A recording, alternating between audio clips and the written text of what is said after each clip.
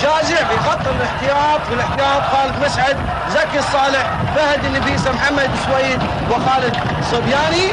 اما المنتخب اليمني شقيق اللي اخذ يمين الساده المشاهدين، بدات المباراه وراح اقول لك اسمائهم بعد شويه. وهذا ابو علي غالب داخل الكره داخل منطقه الدفاع، وحسين البيشي لعبها باسه ناحيه محمد عبد الجواد، وحسين عبد الجواد لعبها لخلف عبد الله دعيه. المنتخب اليمني اليوم الملعب اللعب لا زال هادي شويه،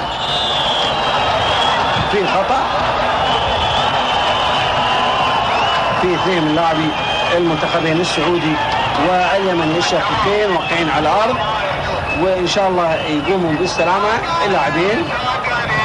يحيى جعر واقع، وايضا يبدو حسين البيشي ايضا واقع، ان شاء الله يقومون بالسلامه اللاعبين. طبعا لو شفنا ترتيب الفريقين او فرق المجموعه، لا زال المنتخب السوري يتقدم هذه المجموعه بفارق التسجيل. سوريا لعب 4 مباريات وفاز في مباراتين وتعادل في مباراه واحده وخسر مباراه، سجل 7 اهداف وعليه 5 اهداف، والفارق بين التسجيل هدفين.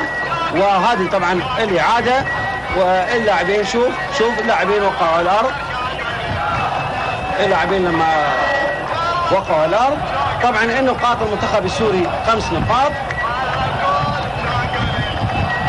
طبعا هذه اعاده، وهذا الاخراج امانه الحقيقه، يجب ان يعاد للفريقين المتباريين كل لقطه تهم جعره، وجعره الى جباري مره ثانيه، لكن يقطعها مسبيح وتقدم ناقلها ناحيه ماجد، ماجد لازم تنسح وكمل والله تقدم مره ثانيه، ماجد عبد الله ماجد يلعبها، لكن تنتقل وتروح خارج الملعب. ضربه ركنيه، محاوله حلوه، محاولات حلوه من منتخبنا الوطني داخل منطقه الجزاء، ولكن طبعا انلعبت ورفعت واحد خارج الملعب. ضربه ركنيه لصالح منتخبنا، وهذه الاعاده شوف ماجد عبد الله، لكن كان في تغطيه سليمه في 3 من لاعب المنتخب اليمني، وهذا ضربه ركنيه. ان شاء الله راح يجي الجول، ان شاء الله قريب الجول راح يجي ان شاء الله. ضربه ركنيه لصالح منتخب المملكه، وكره عاليه قدام تطول وترجع، حاول يلعب صالح داخل منطقه الجزاء، لا زال الكره عاليه داخل منطقه الجزاء، لكن تخلص وتروح في اليمين ناحيه عبد الله عبد الجواد اللي راجع من الشمال وراح ناحيه اليمين مكان عبد الله صالح، طبعا لانه راح ينفذ الضربه الركنيه، وهذا عبد الله صالح اخذ مكانه، وعبد الجواد يرجع، وكره عاليه تلعب، وكره سقط من حسن جمعان وسجل، وقويه حلوه من عبد الرحمن ثابت من تسديده من بحيث يتابع الكره ونقلها الحقيقه، لكن طبعا كان في تكتل وفي خطا لصالح منتخبنا. راح اشوف الحقيقه ضربه حره غير مباشره لصالح منتخبنا، طبعا مسك الكره ونزلها وشالها مره ثانيه، لكن ايضا في الملعب واضح تلعب كره عاليه، تلعب الراس، كره ساقطه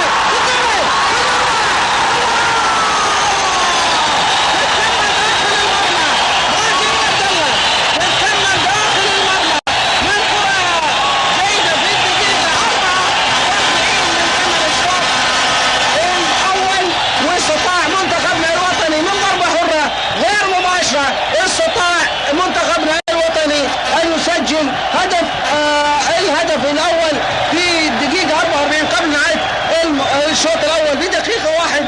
استطاع الاسمراني ماجد عبد الله ان يسجل هذا الهدف للمتابعه، وهذه اعاده. شوف لعبت، شوف لما يوسف جازع كملت براسها ورجعت مره ثانيه كملها متابعه جدا ممتازه من ماجد عبد الله، جدا ممتازه. شوف الاعاده مره ثانيه تلعب، كملها براسه، رجع مره ثانيه يلعبها، كملها ابدا داخل المرمى، ما يقدر يسوي شيء حارس المنتخب اليمني عبد الرحمن ثابت داخل المرمى. اول هدف لمنتخبنا الوطني في الدقيقه 44 من الشوط الاول، والوقت الاصلي طبعا حسب ساعه الملعب باقي تقريبا ثواني، وتوصل الكره ناحيه العرشي، ولكن على كوميم على خط 18 كوميم، ولازم كره مشتركه وحايره، وفي 3 من منتخبنا، والكره عاليه اللعب قويه ناحيه سبحاني، منتصف الملعب شباري وهجمه لمنتخبنا، وهذه الاعاده طبعا نشوفها هجمه المنتخب اليمني عموما، وهذه الاعاده لما ارتطمت في القائم ورجعت ومنتصف الملعب الكره الى عبد الجواد في الشمال. باقي 10 دقائق. عبد الجواد في الشمال لعبها اماميه الى جازع، سدد قويه حلوه جدا جدا. صاحب قذائف يوسف جازع زي ما ذكر في الشوط الاول، تمنيت انه يسدد تسديده قويه، والحقيقه تسديده مباغته جدا، وسموه الامير يتابع ومبسوط من هذه التسديده المباغته. عبد الرحمن ضابط شوف قذيفه جدا جدا قذيفه جدا. هذه لو طريق شويه في القائم راح ترتد يمكن الى منتصف الملعب من قوه اللعبه هذه. قذيفه جدا يوسف جازع، قدم قويه ما في شك. شوف الاعاده قويه جدا قويه. شوف والله قويه جدا. والكره ناحيه لعب صبيح ناحيه الشمال، تنقطع لمحيس الجمعان، توصل لمحيس مره ثانيه يلعبها حسن من صبيح، لكن انصر يلعب لمحيس، ومحيس يلعبها سريعه وواقع على الارض ان شاء الله يقوم بالسلامه. ونفيسه توصل ليوسف جازع الى ماجد عبد الله على القوس. ماجد جازع وسدد. قذيفه جدا قذيفه قويه جدا. هذا القذيفه رقم 2، قذيفه 2 توصل الى ثابت اللي كان فعلا ثابت مكانه. ارتاح من التسديده، لكن كان الكره مكانه. شوف قويه الله. ثابت ارتاح تفاجئ فيها وتوصل الكره الى جمال ورمي الى حسين جباري. شوف الاعاده مره ثانيه في هجمه المنتخب اليمني على خط 18 توصل الى عبد الله الدعيع.